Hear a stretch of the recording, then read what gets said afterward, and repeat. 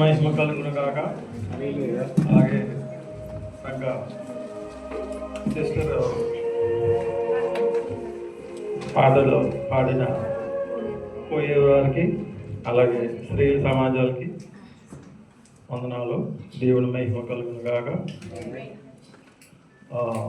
Next వాక్య పట్టణము కీర్తన 94 1 నుంచి 11 దాకా సీరియస్ గారు వచ్చి ఈ వాక్యం వినిపిస్తారు.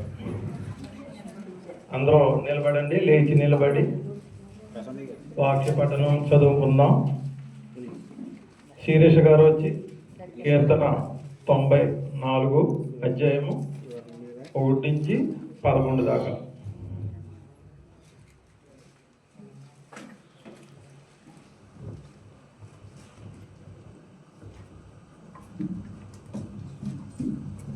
దీన్ని మనకి ఏర్పాటు చేయబడిన వాక్య భాగం చదువుతాము. యెహోవా ప్రతీకారము చేయు దేవా, ప్రతీకారము చేయు దేవా, ప్రకాశింపుము. భూలోక న్యాయాధిపతులు లెమ్ము, గర్విష్ఠులకు ప్రతిఫలమిమ్ము.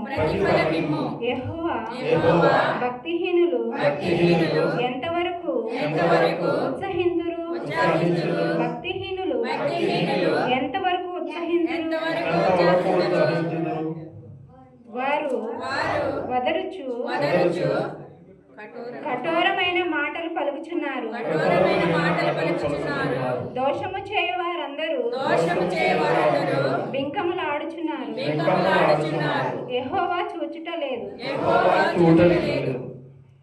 యాకోబు దేవుడు విచారించుట లేదు అనుకొని యెహోవా వారు నీ ప్రజలను నలుపుకొట్టుచున్నారు, నీ స్వాస్థ్యమును బాధించుచున్నారు. విధవరాండ్రను పరదేశులను చంపుచున్నారు. జనులలో అభిప్రాయాలారా దీన్ని ఆలోచించుడి. బుద్ధిహీనులారా మీరిప్పుడు బుద్ధిమంతులవుదురు.